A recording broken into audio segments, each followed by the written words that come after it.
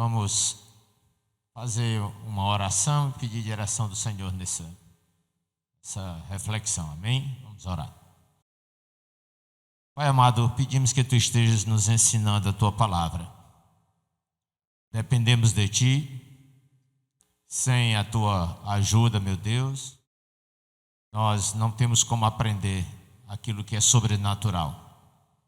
Pedimos que Tu nos concedas entendimento, para que os Teus preceitos sejam poderosos na nossa vida, de fato alcancem, transformem e nos conduzem tudo segundo a Tua vontade. Fala conosco, meu Senhor, nós Te pedimos, em nome de Jesus Cristo. Amém. Até o versículo, no capítulo 24, até o versículo 29, nós já compartilhamos, e vamos agora ver o final dessa história. Essa história, capítulo 24, foi o momento em que Abraão falou com seu servo ou empregado, Eliezer, e pediu que Eliezer fosse atrás de uma esposa para Isaac, e teria que ser uma esposa dentre os parentes de Abraão. Eliezer então viaja, e é quando ele conhece Rebeca e a família de Rebeca. Depois de apresentados, ele explica a razão por que estava ali, e então ele pede que a família tome uma definição, ou tenha uma definição sobre dar permissão ou não, para que a Rebeca pudesse se deslocar da sua terra, da sua casa, para ir morar definitivamente com Isaac, que seria o seu esposo. Então estamos no versículo 50. Vamos ler aqui, eu quero que você observe alguns pontos. Labão e Betuel responderam: tudo isso vem de Deus, o Senhor, e por isso não podemos dizer nada, nem a favor, nem contra. Aqui está a Rebeca, leve-a com você, que ela seja a mulher do filho do seu patrão, como o Senhor Deus já disse. Nós temos algumas coisas interessantes aqui nesse versículo 50. Primeiro, é que finalmente o Betuel dá algum sinal de vida. É a primeira vez que Betuel se pronuncia durante todo esse tempo. Betuel era o pai da Rebeca. Durante todo esse tempo de negociação entre o funcionário de Abraão e a família de Rebeca, só neste momento agora, versículo 50, é que a gente descobre que o pai da Rebeca realmente estava vivo. Mas aí há uma coisa estranha aqui nesse contexto. Porque para a cultura deles, o pai, o homem, era que dava a palavra final, era que comandava os processos de decisão, era aquela pessoa era a primeira e última palavra. É ele que falava, era ele que calava quando tinha que decidir as coisas, e então fazia o fechamento da história. Mas nós temos aqui, no versículo 50, Betuel se apresentando finalmente, e só agora ele se pronuncia. E observe que ainda tem uma coisa: ele não se pronuncia sozinho. Observe que o texto diz: Labão e Betuel responderam. Parece que até agora não existia o Betuel. O Labão se tornou o porta-voz da família. Agora, quais as razões nós não sabemos exatamente. Talvez o Betuel tivesse algum problema de saúde, e por isso Labão foi quem assumiu a família, era o filho mais velho, assumiu a família, os negócios do pai e tudo. Então Labão era que estava respondendo por tudo. Pode ser isso, mas pode ser também, não se sabe, mas é algo diferente, pelo menos para a cultura do judeu. Talvez fosse o caso em que se verifica que Betuel era um homem fraco, como chefe de família. Ele não era a pessoa que decidia tudo. Aqui nós temos praticamente o Labão decidindo tudo, e só no final é que Betuel se pronuncia, aqui no versículo 50. Eu acho também interessante uma outra afirmação que eles fazem. Observem aí, porque às vezes a gente lê a palavra de Deus, mas não presta atenção a certas ênfases e certos detalhes. Observe bem, o que Labão e Betuel respondem a Eliezer, empregado de Abraão. Eles dizem assim: tudo isso vem de Deus, o Senhor, e por isso não podemos dizer nada, nem a favor, nem contra. Vocês observam, entendem o sentido dessa frase? Em outras palavras, eles estavam meio que, por mim tanto faz. E aí jogaram a decisão para Rebeca. Por que a decisão foi jogada para Rebeca? Se naquela cultura as decisões sempre eram procedentes dos homens. O pai de Rebeca se pronuncia de uma forma neutra.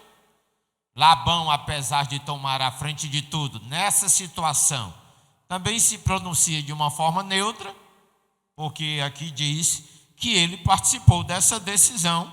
Não sei exatamente quem foi o porta-voz da palavra, mas diz que os dois estavam de comum acordo na resposta que deram para Eliezer. Ele diz: não podemos dizer nada, Deus já decidiu, é de Deus, e nós não podemos dizer nada, nem a favor nem contra. Essa expressão também pode significar o seguinte: ora, se foi Deus que decidiu e está tudo confirmado, como você mesmo disse, tudo aconteceu do modo como você orou, quem somos nós para dizer alguma coisa? Poderia ter também esse sentido. Quem somos nós para dizer alguma coisa? Então nós não temos nada que dizer, nem contra nem a favor, porque não é da nossa conta. Deus já decidiu.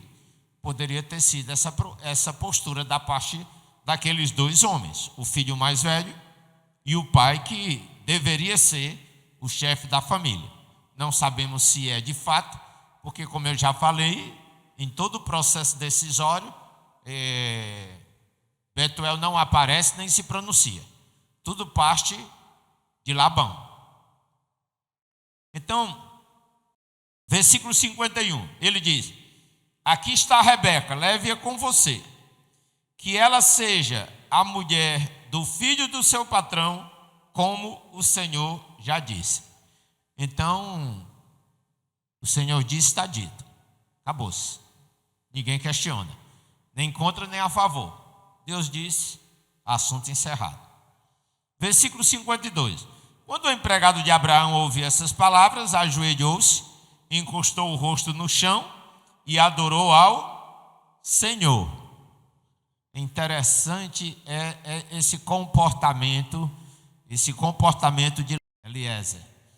Em todas as coisas, Eliezer ora antes para que dê certo, e uma vez que deu certo, ele ora glorificando a Deus, agradecendo a Deus. Então, ele é uma pessoa que ele sabe pedir, mas sabe também agradecer.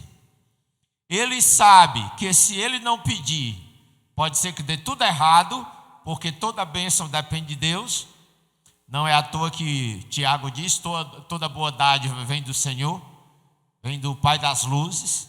Então, Eliezer sabia disso, e ele então, quando queria que suas decisões, os seus propósitos dessem certo, ele orava ao Senhor. E não só orava, quando dava certo, ele adorava ao Senhor. Infelizmente, nós vemos hoje uma igreja cristã que pouco ora. E dentre os que oram, poucos adoram, porque não sabem ter um coração grato. Uma vez que Deus deu o que queria, bota no bolso, vai embora e esquece do Senhor, até que precise de novo dele. Mas aqui nós estamos vendo um homem, um funcionário, um escravo, na verdade, para o contexto cultural da época, mas esse homem colocava tudo na presença de Deus. Tudo na presença de Deus. O início dos processos e a conclusão dos processos. Ele colocava na presença do Senhor. Ele orava antes para Deus abençoar e dar certo, e ele orava depois, glorificando a Deus porque deu certo. Então nós temos que aprender também que isso faz parte da nossa oração. Geralmente a gente pensa assim: eu orei, Deus atendeu, adeus. Não tenho mais nada a dizer. Não é assim a vida cristã. No cristianismo verdadeiro, os filhos verdadeiros que levam o Pai a sério, eles oram, eles recebem e eles agradecem. Eles nunca saem sem agradecer. Eles agradecem. Na hora que Deus responde, na hora que Deus cumpre, na hora que Deus concede, eles sabem reconhecer que veio de Deus. Eles sabem reconhecer no início que só Deus para resolver essa causa, e eles sabem reconhecer no final que foi Deus que resolveu essa causa. Ainda que ele tenha se empenhado ao máximo e tenha feito a sua parte, a parte dele, mas ele reconhece: foi Deus que me deu sucesso. O sucesso não fui eu que adquiri, eu que conquistei, pela minha capacidade, pela minha inteligência, pela minha beleza, pela minha astúcia. Não. Eles sempre atribuem a Deus e reconhecem que Deus precisa ser agradecido.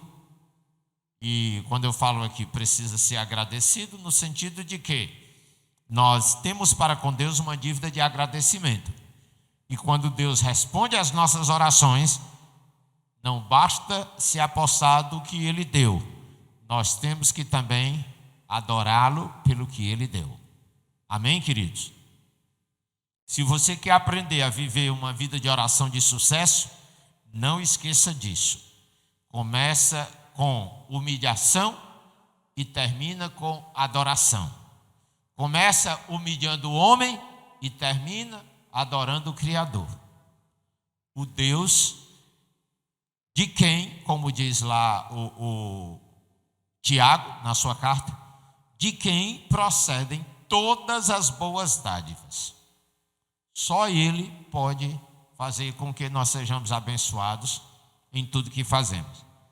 E Eliezer reconhece isso. Foi muito bem doutrinado esse funcionário, não foi?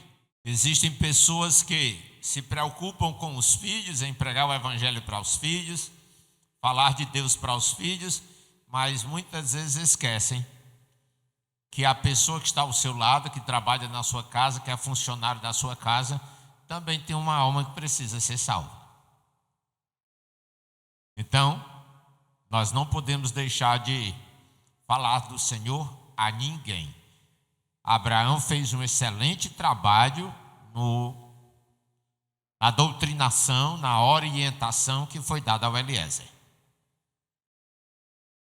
Por isso que Eliezer era um servo tão responsável. Ele teve o exemplo do patrão e foi muito bem orientado e educado pelo seu patrão. Então é responsabilidade nossa que a gente ajude as pessoas ao nosso redor a se tornarem de fato responsáveis e comprometidas. Versículo 52, só relendo. Quando o empregado de Abraão ouviu essas palavras, ajoelhou-se, encostou o rosto no chão e adorou a Deus, o Senhor. Por que as pessoas tinham, se observar na Bíblia, por que os homens da Bíblia tinham esse negócio de se abaixar, se curvar, se ajoelhar e botar a cara no chão? E hoje, a igreja cristã não faz mais isso, não. A igreja cristã hoje está tão orgulhosa, se acha tão digna da intervenção divina, que a gente não se humilha para adorá-lo. A gente até se exalta naqueles supostos momentos de adoração. Ajoelhar-se e colocar o rosto no chão é uma forma de se dizer: eu reconheço que Deus é o Senhor absoluto de todas as coisas, Ele é supremo e acima de mim, e eu sou apenas um grãozinho de areia, eu sou apenas barro, eu sou apenas o pó da terra que recebeu vida do Senhor. E aí eles se ajoelhavam e colocavam o rosto no chão. Nós precisamos voltar a colocar o rosto no chão. Hoje nós oramos como se Deus fosse nosso empregado. Hoje nós oramos como se Deus tivesse a obrigação de satisfazer todas as nossas necessidades e simplesmente continuamos na nossa postura de soberba, porque parece que nós temos direito às bênçãos de Deus. Não temos direito. As bênçãos de Deus não são um direito nosso. A gente canta tanta heresia, apesar de termos lindas músicas, lindos hinos, a gente canta tanta heresia, tanta coisa em discordância com a palavra de Deus.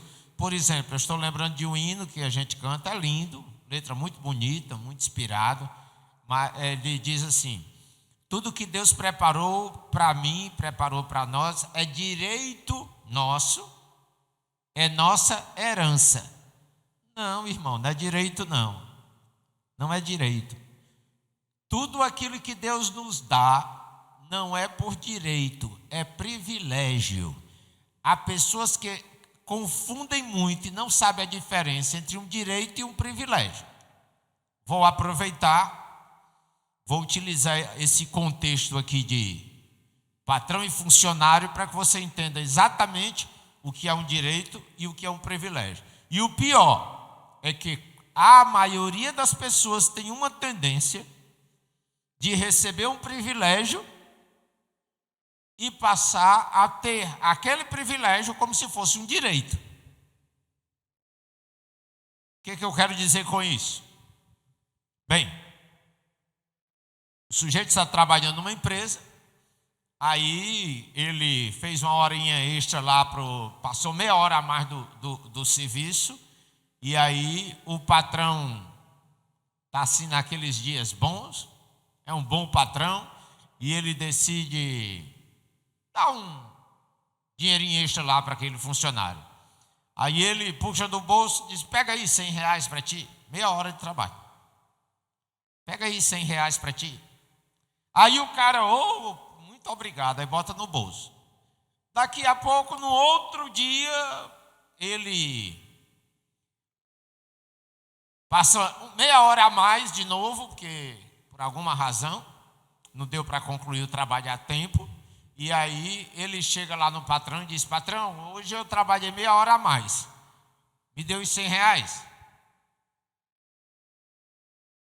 Entenderam? Espera aí, quem disse que eu tenho a obrigação de lhe dar R$100 porque você trabalhou uma hora a mais? Inclusive nós temos uma história assim contada por Jesus, né? Jesus fala sobre isso, sobre a colheita, e o patrão sai procurando empregados, encontra um ao meio-dia, diz: o que você está fazendo? Nada, vai lá trabalhar na minha vinha, na minha seara. Aí depois ele chega e finalmente já chega no fim do dia, 17 horas. Falta uma hora para encerrar o dia. Aí pergunta para um homem lá: e você está aqui na praça esse tempo todo? O que você está fazendo aqui? Não tenho emprego, não estou trabalhando. Aí ele diz: pois vai lá ajudar a terminar lá meu serviço, minha colheita. Ele vai. Quando chega na hora de pagar, o patrão pega e entrega um denário, que era o equivalente a um dia de trabalho, entrega um denário para cada um. Entrega um denário para aquele que trabalhou só uma hora, final do dia, e dá um denário para aquele que começou a trabalhar de manhã. Aí os que começaram a trabalhar de manhã ficam revoltados. Espera aí, A gente começou a trabalhar de manhã e esse cara aí chegou no final do serviço e vai receber a mesma coisa, o mesmo dinheiro que nós. Eu acho que todo mundo aqui ficaria indignado com isso, não é? Fez. Todos nós iríamos reclamar. Isso é como é que diz? Isso é injustiça. Aí o patrão disse, sim, eu decidi dar um denário a ele. O dinheiro não é meu. Você tem algum problema com isso, que eu faço o que eu quero com o meu dinheiro? Então, a questão ali tinha a ver com a diferença entre privilégio e dívida. Ali naquele momento, aquele patrão que é Deus, ali é uma figura, ele representa Deus, o Senhor decidiu dar àqueles que chegam de última hora o mesmo valor que ele dá aos que já trabalharam desde de manhã cedo. A gente tem essa ideia, não tem? Por exemplo, essa história que Jesus conta tem a ver com a seguinte realidade prática. Nós tivemos uma vida, vamos supor, né? Tem um irmão que ele, desde criança, é crente, está na igreja, teve uma vida toda certinha, se esforçou, fez de tudo para não pecar, para não se prostituir, viveu todo certinho. Aí, pronto, ele vai ser salvo. Ok, viveu de acordo com os ensinamentos do Senhor, vai ser salvo. Aí chega o outro que se prostituiu, matou gente, fez todo tipo de desgraça no meio do mundo, vai para o mesmo céu que você. Do mesmo jeito. E os fariseus não entenderam isso. Porque eles estavam questionando. Olha, nós servimos a Deus desde criança, nossos pais eram servos de Deus, e agora você aparece aí dizendo que qualquer prostituta pode entrar no céu, e o pior que Jesus disse, vai entrar primeiro que vocês. E o pior que em outro momento ele diz, eles vão entrar e vocês não. Estão entendendo como é que Deus age? Então, queridos, nós temos que fazer essa diferenciação. Às vezes Deus nos dá um privilégio e a gente passa a tratar aquele privilégio que Ele nos deu como se fosse uma obrigação de Deus. Não. Ele lhe deu um privilégio e agradeça porque Ele deu. Agora, isso não lhe dá o direito de passar a exigir dele tudo aquilo que você quer ou precisa, porque quem decide se dá ou não é Ele, se abençoa ou não é Ele quem decide. E somente Ele, acabou-se. Amém? E cuidado, viu, com o seu patrão também, para você não ser uma pessoa de um coração mau. Porque, inclusive, quando Jesus conta essa história, ele diz, olha, vocês são maus. Eu não tenho o direito de fazer o que eu quero com o meu dinheiro. Eu não tenho o direito de abençoar mais a uns do que a outros. Vocês estão agindo assim, questionando minha atitude, porque eu fui bom. Não, vocês é que têm um coração mau. Então, amados, nós temos que aprender a não fazer esse julgamento, porque compete a Deus decidir a quem Ele abençoa e a quem Ele não abençoa. Certo? E em Romanos, Paulo diz, quem és tu, homem, que julga o servo alheio? Porque às vezes a gente julga o irmão que foi mais abençoado do que a gente. Como é que pode? Esse cara não leva Deus a sério, nem merecia. Pronta. É igual aquela síndrome do irmão mais velho lá de Lucas, capítulo 15. O cara pegou toda a herança, papocou por aí com besteira, com uma vida desregrada. Agora ele chega e mata o melhor carneiro e dão para ele. Eu estou aqui todo dia, trabalhando de manhã, de tarde e de noite, e nunca matei um carneiro para mim mesmo e para meus amigos. Aí o pai disse, Você não matou porque não quis. Tudo que eu tenho é seu. Se você não soube usufruir, a culpa não é minha. Mas o seu irmão que estava perdido e foi achado, retornou para casa, e você está incomodado com a festa que eu dei para ele. E aí você vai ver que Lucas capítulo 15, você vai ter inúmeras parábolas, outras que falam sobre a alegria de recuperar aquilo que se perdeu. E aí mostra que o foco de Deus não está no merecimento ou não da pessoa, mas a prioridade dele é o salvamento daquela pessoa. Estou usando salvamento para rimar com merecimento, certo? E aí a gente perde o foco. O importante não é se ele mereceu ou não mereceu, porque ninguém é salvo porque merece, ninguém é abençoado porque merece.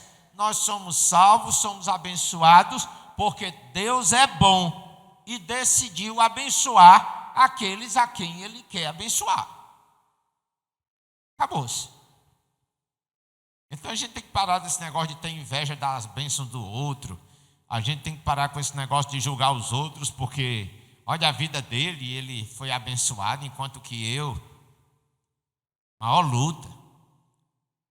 Isso é do diabo, irmãos. A gente não pode adotar esse comportamento. Amém? Você não faça igual a mim, quando eu estava orando a Deus desesperadamente, dia e noite orando, jejuando, fazendo vigília, para Deus me batizar com o Espírito Santo. Teve um culto maravilhoso, um pastor ungido.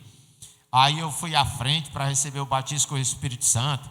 E outras pessoas foram. E no meio dessas pessoas tinha um rapaz que ele era um ano depois de mim. Eu estava no primeiro ano, acho que ele no segundo. E aí aquele rapaz foi lá para frente e foi batizado com o Espírito Santo. E eu não fui. Pense como aquilo ali acabou com... Não foi com o meu dia não, foram vários dias. Como é que pode, Senhor, aquele retardado? Isso foi sério, irmãos. Estou brincando não, estou exagerando não. Porque o rapaz, realmente, era todo troncho, todo torto, todo desajeitado. Eu acho que ele tinha assim, alguma perturbação do juízo. Ele era bem magrinho, ele andava com as pernas assim. O bichinho nasceu feio, que eu não sei como foi que fizeram tão mal feito.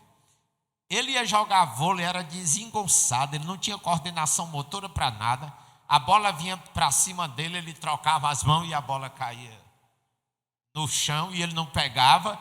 E aí eu disse: Senhor, esse caboclo feio, desajeitado, perturbado do juízo, recebeu o teu Espírito Santo, e eu aqui, a bênção, bonitão, inteligente, e estou aqui no desespero e o Senhor não me ouve.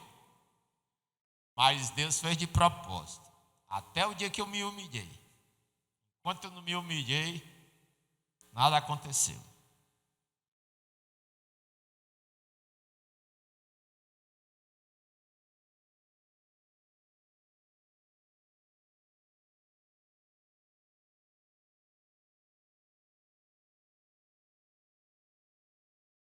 A outra coisa que foi um desafio para mim foi quando eu descobri que eu tinha que aprender a ouvir a voz de Deus e que era importante. Aí eu disse: rapaz, eu comecei a orar. Senhor, fala comigo, dia e noite, fala comigo, Senhor, fala comigo, fala comigo. Mas esse não era fala comigo, porque Deus sempre falou comigo, desde criança Deus falava comigo. Mas eu queria que Deus falasse comigo do jeito que eu queria que Ele falasse. Não somos nós que decidimos como Deus vai falar conosco. Eu sei, irmãos, que eu orei, jejuei, fiz vigília, fiz de tudo. Deus fala comigo, fala comigo, fala comigo. E tinha um amigo meu que toda noite ele chegava, ele era responsável na época pelos alunos lá do seminário, os homens, né, lá no dormitório. No ano que eu cheguei, ele era o responsável. E aí, toda noite o cara chegava, tocava lá a campainha, chamava tudo que era aluno para o corredor do dormitório. Irmãos, quero tratar um assunto aqui com vocês. Deus falou comigo e eu disse, lá vai. Aí foi uma vez, duas vezes, três vezes, e eu cada vez ficava mais indignado. Senhor, toda vez esse cara chega aqui com a história que o Senhor falou com ele, e o Senhor não fala comigo, que história é essa? O Senhor fala comigo, aí comecei, né? Fala comigo, fala comigo, fala comigo. Quando foi um dia eu estava na igreja, a minha oração era só essa, fala comigo. Orava mais nada, fala comigo. Aí um dia eu estava na igreja, eu lembro bem que eu levantei, o culto terminou e Deus não falou comigo. Aí terminou o culto, eu me levantei, quando eu ia saindo da igreja, estava no corredor. Aí o Senhor disse, eu não vou falar não, porque se eu falar você vai pensar que é melhor do que os outros. Aí eu,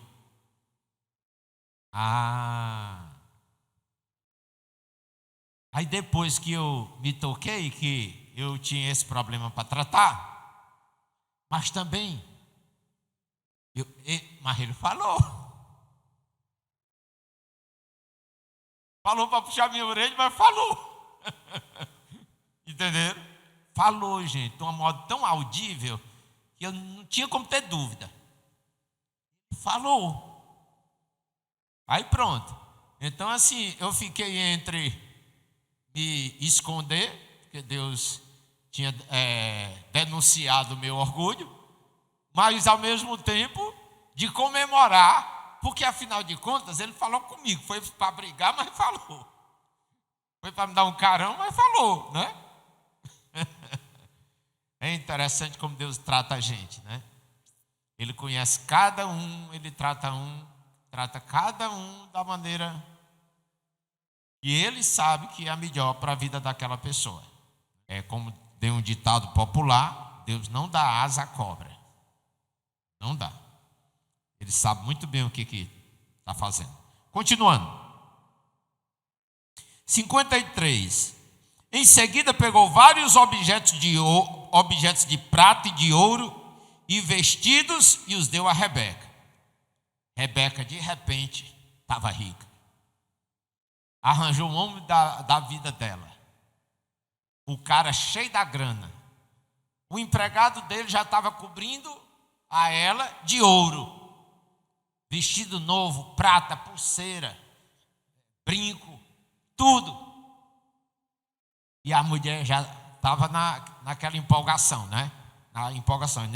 Nem tinha conhecido o noivo. Ali foi só uns agrados.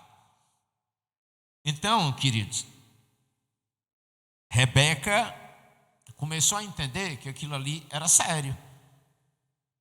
A história do empregado tinha fundamento. Por que tu acha que chega um estranho na sua casa e diz assim, olha, eu vim aqui, você ganhou uma passagem agora para Nova York, com tudo pago. A primeira coisa que você faz isso é algum trambique, né? Depois é que você vai caindo a ficha e você vai se tocando.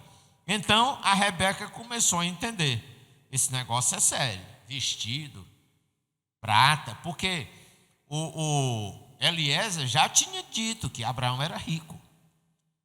Abraão era rico. E o Isaac era o descendente, né? Ou seja, toda a riqueza de Abraão passaria a ser do Isaac. E aí o cara agradou todo mundo. Olha como Eliezer é esperto. Ele diz, rapaz, eu vou logo eliminar todas as possibilidades de obstáculo aqui. Ele já ganhou a Rebeca e aí diz a palavra. E também deu presentes caros, não só presentes caros, ao irmão e à mãe dela. Pronto, ganhou. Ganhou o irmão que só pensava em dinheiro. Ganhou o sogro, já não decidia nada mesmo, barriga branca. E ele já ganhou a sogra também. Então estava garantido o sucesso dele, né? Vitória dele estava garantido. Verso 54. Então ele e os seus companheiros comeram e beberam. Estão vendo? Os seus companheiros. Era uma comitiva. Não era Abraão e o empregado, não. Era o Abraão e vários empregados. Já falei sobre isso antes, né? Então, aliás, Eliezer e vários empregados, né? Já falei sobre isso antes. Para que vocês lembrem daquele ponto que nós tratamos, que Rebeca não era preguiçosa. Ela deu água para um bocado de gente. E animais. Então ele e os seus companheiros comeram e beberam e passaram a noite ali. No outro dia de manhã, quando se levantaram, o empregado disse: deixem que eu volte para a casa do meu patrão. Ora, a missão só estaria cumprida se ele voltasse com a Rebeca.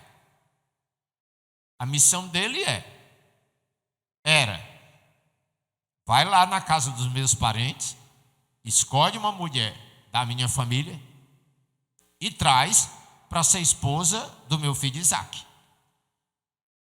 Então ele ainda não tinha completado a missão. Aí ele chega agora e diz: deixem que eu volte para a casa do meu patrão. Mas o irmão e a mãe de Rebeca disseram: é melhor que ela fique com a gente alguns dias, talvez uns 10, e depois poderá ir.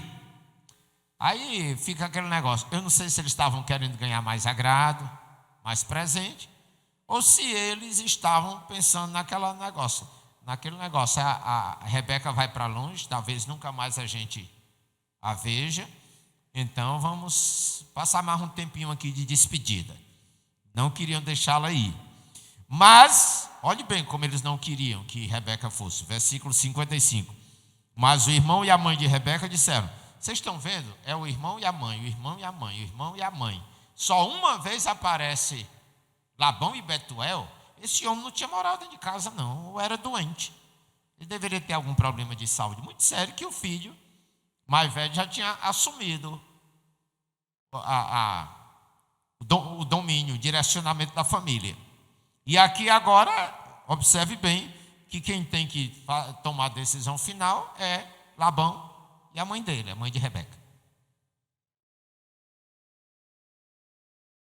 Versículo 56. Mas o empregado respondeu: não me façam ficar aqui. É uma coisa, irmãos, que a gente tem que aprender. Quando Deus fala: sai daqui, Satanás vai botar tanta gente na frente para querer convencer você a não fazer o que Deus está mandando. E aí você tem que ter convicção. Você tem que ter firmeza de propósito. Você não pode perder de vista a missão que você tem. E aí Eliezer foi radical: não me façam ficar aqui. E olha que estava tudo bom para Eliezer, né? Não estava no sol quente, estava numa casa bem abrigado, almoçando, jantando, tudo era festa, alegria. Mas ele disse: não, eu não vou ficar aqui. Eu vim aqui, mas não vou ficar aqui. A missão é retornar para o lugar de onde eu saí.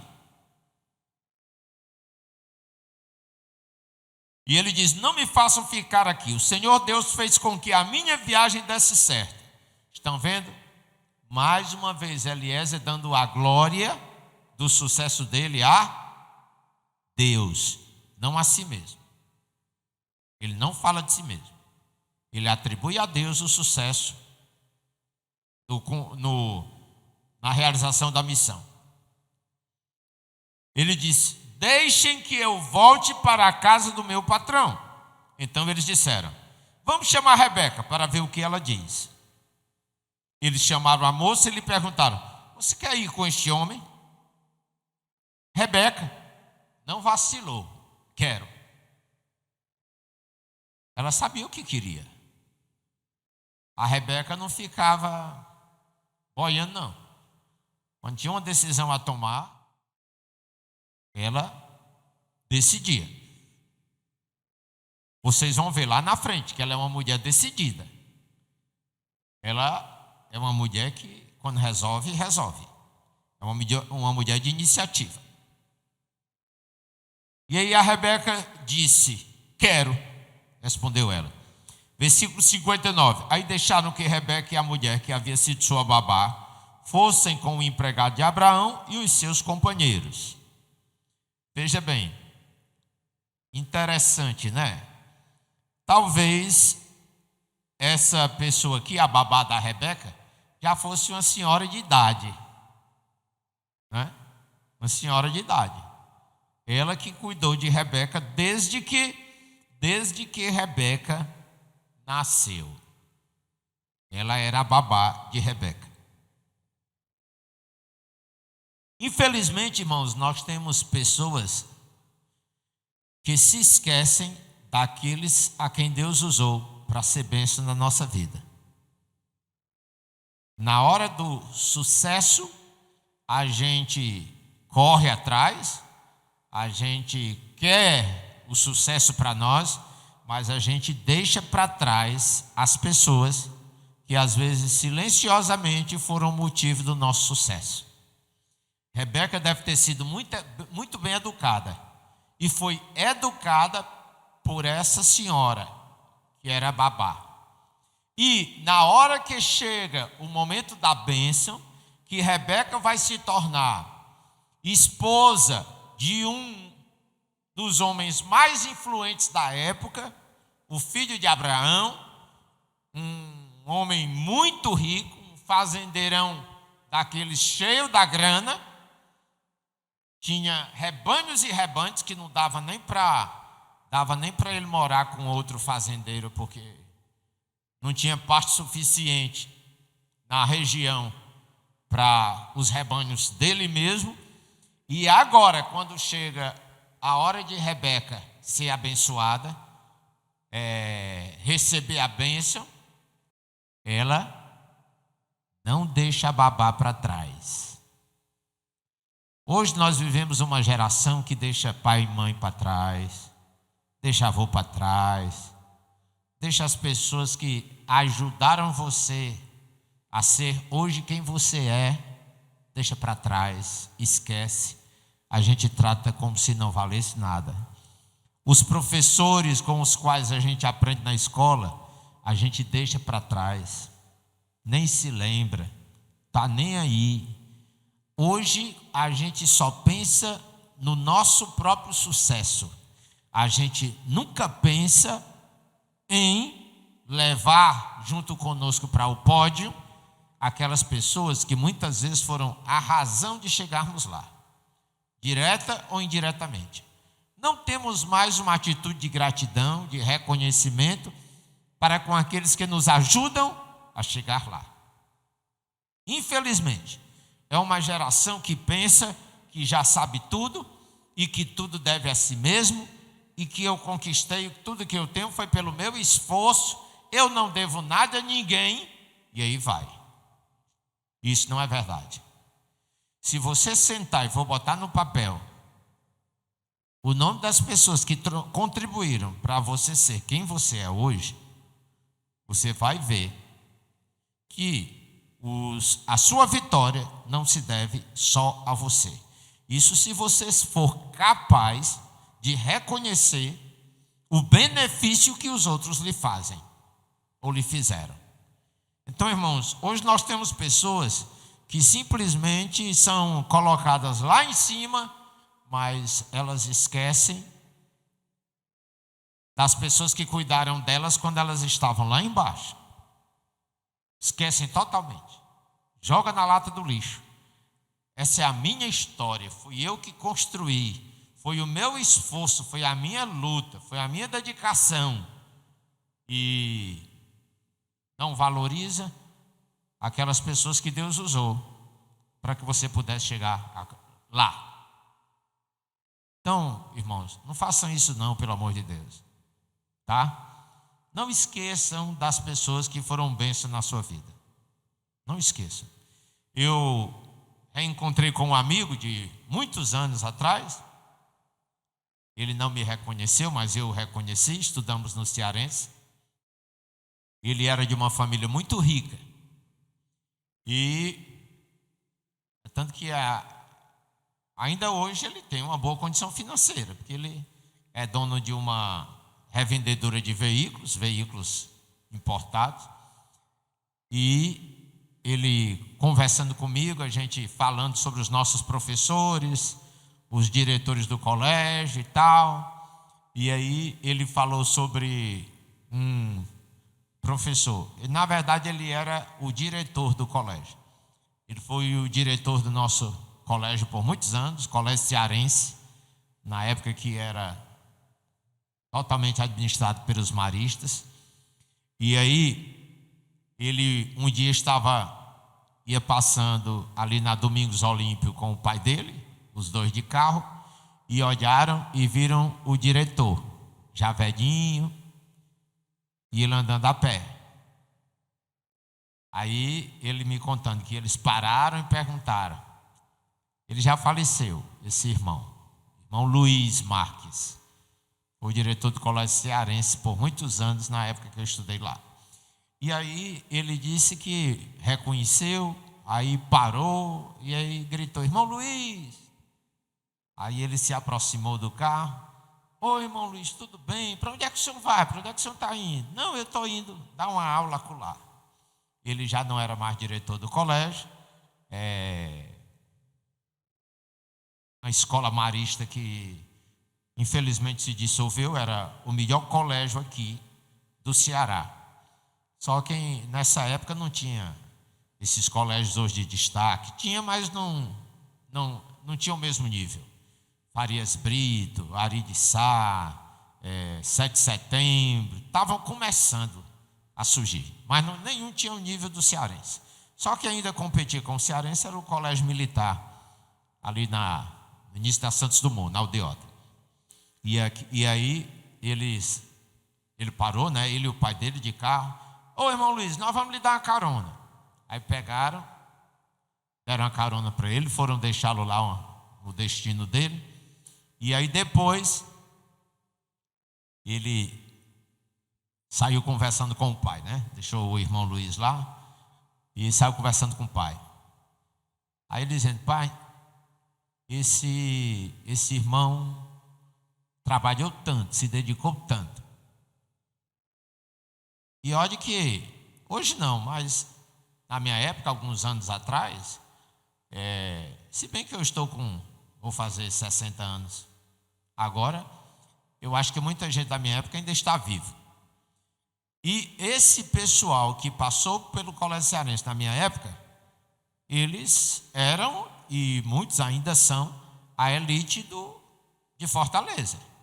Porque o Colégio Cearense só estudava mesmo os filhos de rico, de milionário. Hoje esse pessoal todo é engenheiro, é médico e pessoas de nome. Mas o irmão Luiz, que era o diretor do colégio, terminou a vida velhinho, andando de ônibus, andando a pé. E o que ele fez por nós como diretor do colégio, nos ensinava. Eu lembro quando eu dizia assim: o irmão, o diretor hoje vem aqui na nossa sala. Ele ia na sala para fazer ele mesmo teste de leitura com os meninos. Teste de leitura quando não era a tabuada. Rapaz, era um desespero quando se sabia que o irmão Luiz ia na sala da gente. A molecada toda ficava doida. E o professor também, porque se os alunos tudo tivesse ruim, significava que o professor também não estava prestando. Aí a gente se tremia. Era a maior tensão do mundo quando o irmão Luiz ia. E ele nem era uma pessoa carrasca, mas assim, de muita autoridade, como era o diretor, aí a gente sabia que errar uma tabuada, uma pergunta, errar a leitura de um livro na frente do diretor, pense na tragédia, na vergonha. Então assim, a gente fazia de tudo. Pois bem, esse irmão Luiz que cooperou com o sucesso de tantas pessoas grandes aqui em Fortaleza, terminou a vida andando a pé, de ônibus, não tinha sequer um carrinho para se locomover. Eu achei interessante a atitude desse meu amigo. Ele falou com o pai dele: pai, irmão Luiz, nessa idade, andando a pé, no sol quente, pai, vamos conversar com uns outros pais de aluno aí da nossa época. E olha que esse cara, esse meu amigo, não era muito estudioso, não era peça boa, não. Mas mesmo assim, sabe, uma pessoa que era capaz de reconhecer o valor do outro. Aí, eu sei que o pai dele ligou para algumas pessoas, alguns pais de alunos da época, né? Fez uma reunião e aí foi que eles decidiram comprar um carrinho zeradinho para o irmão Luiz e deram de presente para ele.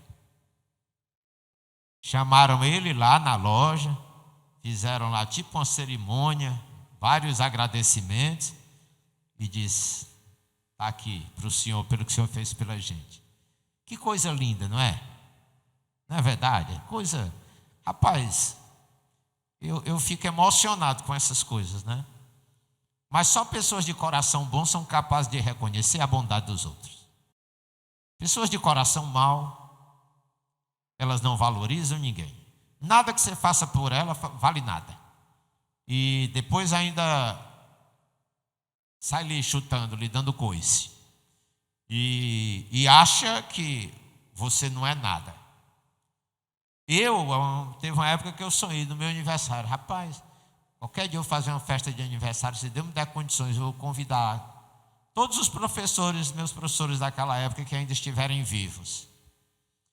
A maioria deles, pelo menos do cursinho, eles são hoje diretores ou coordenadores, foram também os fundadores do Colégio GEL.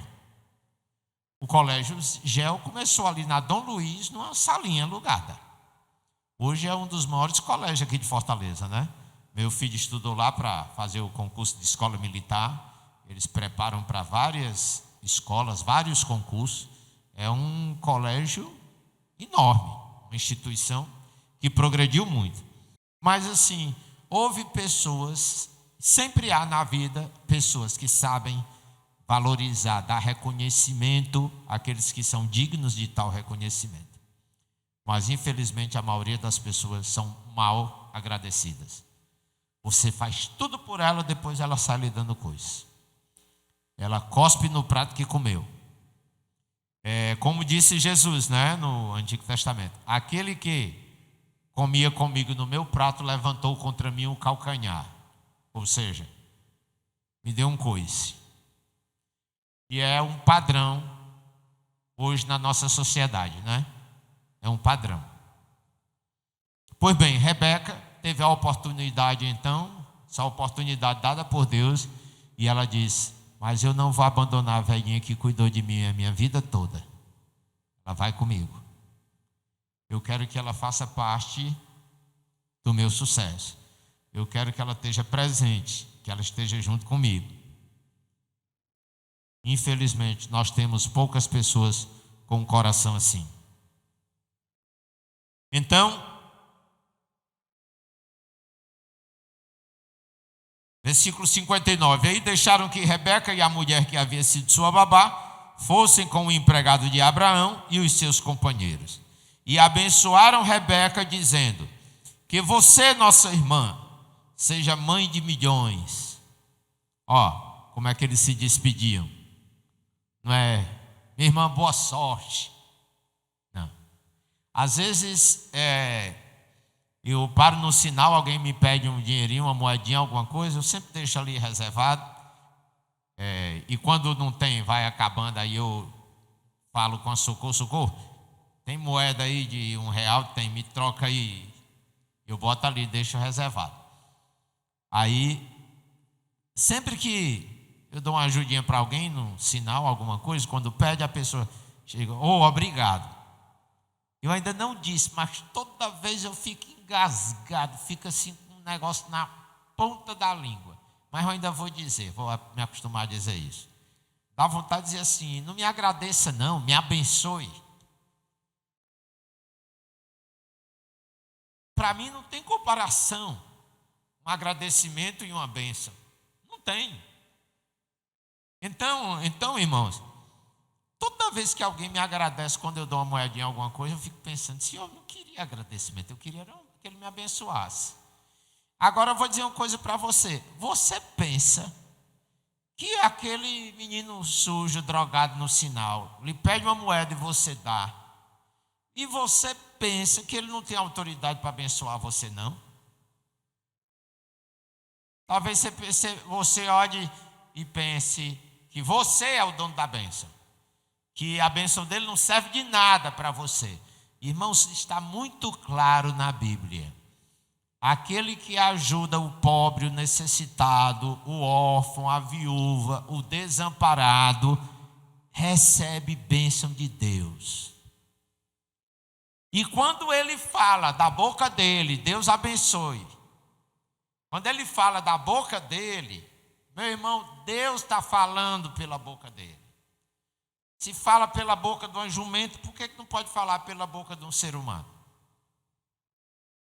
E aquela bênção ali vale. Eu dou maior 10 quando alguém, ao invés de me dizer obrigado, diz assim: Deus abençoe. Aí eu ganhei o dia. Esse dia hoje vai ser uma bênção. Vai ser uma bênção. Acabei de ser abençoado.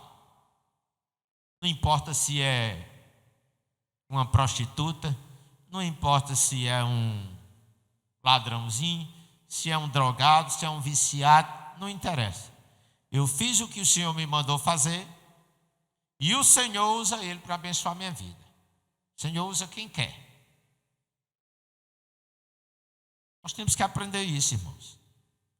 Então veja bem, o que faz a família da Rebeca? Abençoam a Rebeca, dizendo, o pior é que nós aprendemos essa coisa. Deus te abençoe, vai com a bênção. Mas nós esquecemos que as bênçãos na Bíblia são específicas. Não tem bênção genérica, não. Específicas. Olha aqui. Abençoaram Rebeca, dizendo, 2 pontos. Que você, nossa irmã, seja mãe de milhões. As mulheres gostavam de menino. E os homens gostavam de fazer menino. Estava certinho. Que os seus descendentes conquistem as cidades dos seus inimigos. Olha aí.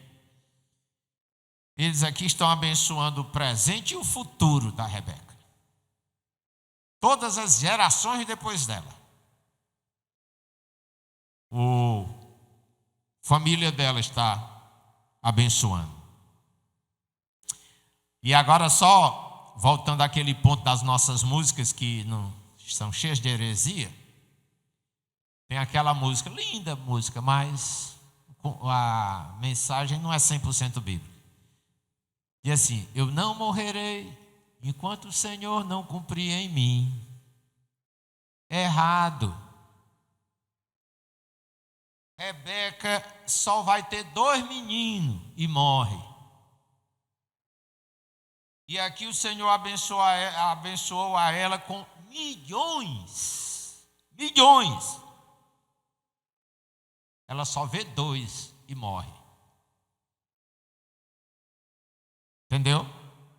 Abraão não recebeu a bênção de que seria pai de muitas nações. Só teve um. E teve um outro que foi um negócio meio desarrumado, Ismael. Só 2. Abraão não viu o cumprimento do que Deus prometeu a ele, não. Morreu sem ver. Mas eles viviam pela fé. Nós estamos vendo o cumprimento da bênção que Deus deu para Abraão, para Isaac, para Jacó. Mas eles não viram. Mas, como dizem Hebreus, mesmo não vendo, eles creram. Creram. E Deus vai cumprir. Então essa é a bênção que eles ministram sobre a vida de Rebeca. Versículo 61. Então Rebeca e as suas empregadas se prepararam. A mulher arranjou mais gente. Pense num povo para gostar de arranjar de para todo canto, cheio de gente. Não era gente simples, gente pobre. Observe bem, a Rebeca tinha babá especial, as empregadas, plural. E aí o versículo 61 diz, se prepararam, montaram os camelos e seguiram o empregado de Abraão. e assim eles foram embora. Despedida de Rebeca. Rebeca, pelo que eu sei, nunca mais verá a família. Versículo 62. Isaac tinha vindo ao deserto, onde ficava o poço daquele que vive e me vê. Foi o que aconteceu nesse poço. E por que ele recebeu esse nome? Hein? Quem deu esse nome para esse poço?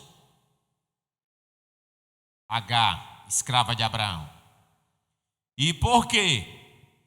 Porque ali estava Agar com o filho estava para morrer, e aí ela largou o filho lá para não ver o menino morrendo, se distanciou dele e foi chorar, enquanto o menino chorava, já para morrer de fome e de sede. Aí Deus fala com ela, se revela a Agar, e aí o Senhor mostra o poço para ela. E aí ela dá água para o seu filho, ela tem água suficiente para salvar a vida do seu filho. E ela então batiza aquele poço com esse nome: aquele que vive e me vê. Foi esse Deus que vive e via e salvou a vida de Agar e do seu filho. Então, esse poço ficava no sul ali da região de Canaã. Versículo 63. Ele havia saído à tardinha, ele quem? Isaac. Havia saído à tardinha para dar um passeio pelo campo, quando viu que vinham vindo camelos. Rebeca também olhou, e quando viu Isaac, desceu do camelo e perguntou ao empregado: quem é aquele homem que vem andando pelo campo na nossa direção? Aí ela viu, ela deve já ter gostado. Será que é aquele? Aí ela correu para perguntar o Eliezer: quem é aquele homem que vem andando na nossa direção? E diz aqui, essa versão diz que Isaac saiu ali à tardinha para dar um passeio pelo campo. Versões mais antigas dizem para meditar no campo. Então veja bem, aqui mostra a personalidade de Isaac, né? Isaac era assim uma pessoa realmente do tipo quietão, caseiro, meditabundo. Vocês conhecem a palavra? E gosta de meditar, certo? Então o Isaac era aquele tipo de pessoa de que vou ver o dia terminar. E ele saía aquele horáriozinho de final de tarde, dava um passeiozinho. Quem gosta dessas horazinhas é o Senhor. Você vê que lá no Jardim do Éden era a hora que ele aparecia para Abraão. Abraão não, Adão. Mas teve momentos também que ele se encontrou com Abraão nesse horário. Então assim, chegava ali o fim do dia.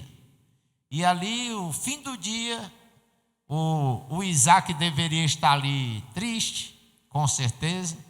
Você pode observar pelo texto que ele de fato está triste. Ele está assim meio, muito pensativo, muito por acolá. Afinal de contas, ele já tinha quantos anos?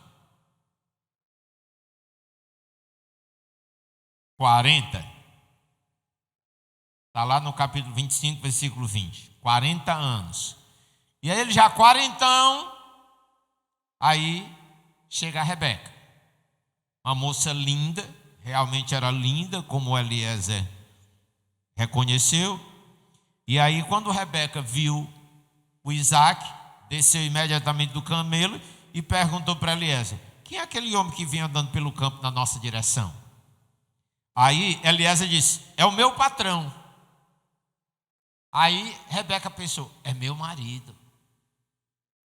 E aí, como era o costume deles, ela pegou o véu e cobriu o rosto. Porque nos costumes daquela época, o marido não podia ver a esposa enquanto não se casasse, né? Então ela cobriu o rosto. Então qualquer homem estranho, as mulheres tinham esse comportamento de não ser vista. Hoje a mulherada não pode ver um homem que já bota uma melancia no pescoço, balança tudo que tem, bota tudo para fora, as coisas feias, esquisitas. E só arranja um macho sem futuro. A Rebeca bem quietinha na dela, botou o véu no rosto e ganhou aqui esse presentão de Deus. Cara rico, tranquilo, não era mulherengo, 40 anos, ainda estava esperando a esposa, né? 40 anos, o Isaac era uma pessoa bem pacata. Você vai ver que, na verdade, quem é assim meio... que é a palavra que os matutos, espilitada, é a Rebeca. A Rebeca é mulher de ação. O Isaac é de meditação. Vai ver isso na história deles. Ela pegou e cobriu o rosto. O empregado contou a Isaac tudo o que havia feito. Então Isaac levou Rebeca para a barraca, onde Sara, sua mãe, havia morado, e ela se tornou sua mulher. Isaac amou Rebeca, e assim foi consolado depois da morte da sua mãe. Consolado, ou seja, o Isaac ainda estava de luto, ainda estava choroso pela morte da mamãe.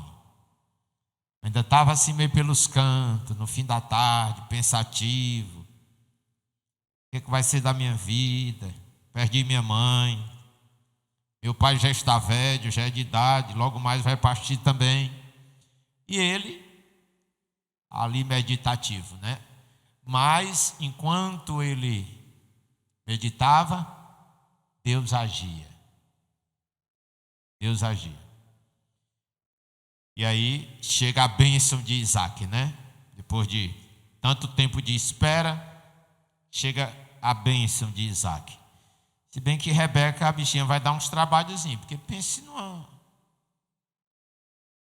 mulherzinha complicada.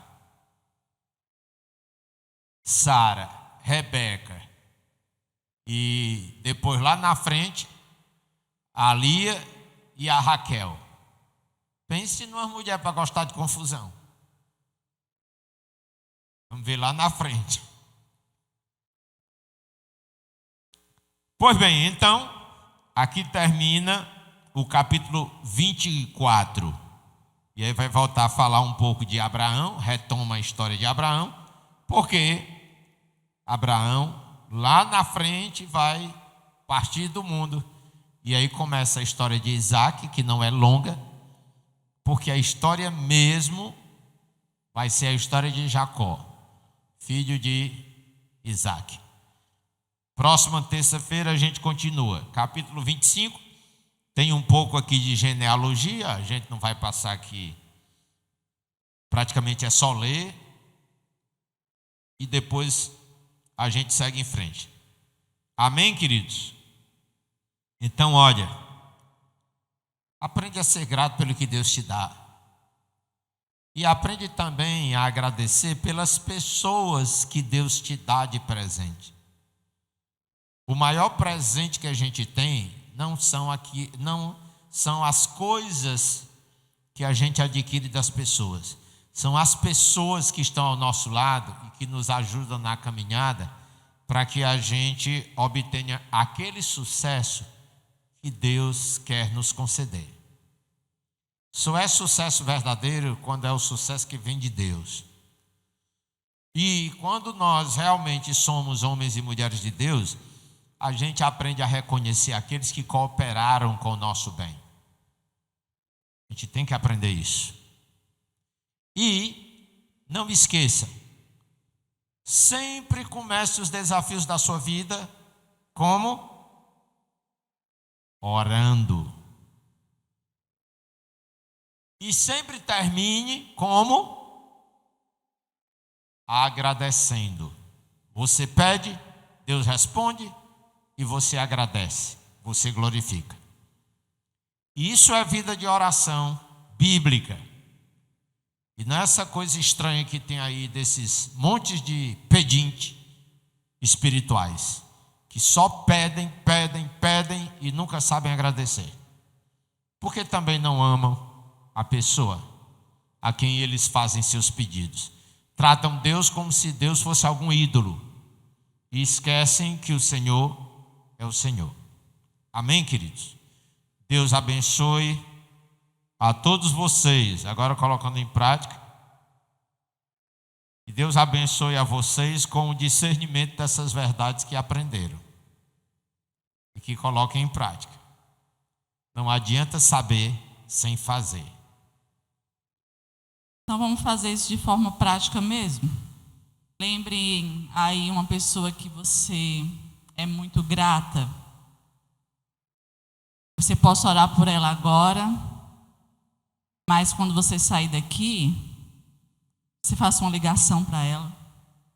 Você passe uma mensagem e agradeça.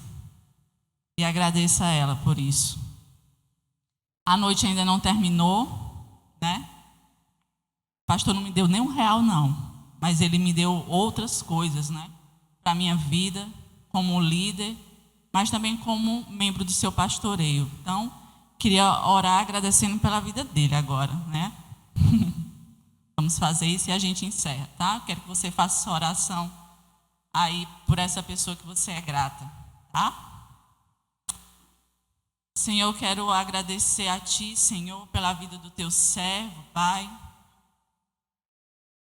Pela vida do pastoreio dele, Senhor, sobre nós, ó Pai. Sobre como o Senhor tem usado a vida dele, Senhor, para nos ensinar. Nós somos gratos, Senhor, pela dedicação, Senhor, e pelo seu temor a Ti, Senhor. Que a Tua graça, Senhor, que é maravilhosa, que o seu amor, ó Deus, que a sua bondade seja, Senhor, sobre a vida do Teu servo, ó Pai. E que as alegrias na caminhada, Senhor, seja ela em momentos bons ou difíceis, ó Senhor, que ele sempre reconheça, Deus, que Tu és o Deus verdadeiro e Deus de sua vida. Obrigado, Senhor. Nós abençoamos a vida do pastor Pedro, Senhor, e de sua família. Pedimos a Tua bênção, Senhor, sobre as nossas vidas, ó Pai, sobre a nossa casa e todos aqueles a quem, ó Deus, nos ajudou, Senhor. Nós somos gratos, Senhor, que cada oração feita nessa noite, ó Deus, possa ser, ó Deus, multiplicada, Senhor, possa trazer alento e alegria a outros corações. Nós Te agradecemos, ó Deus, e pedimos a Tua bênção em nome de Jesus.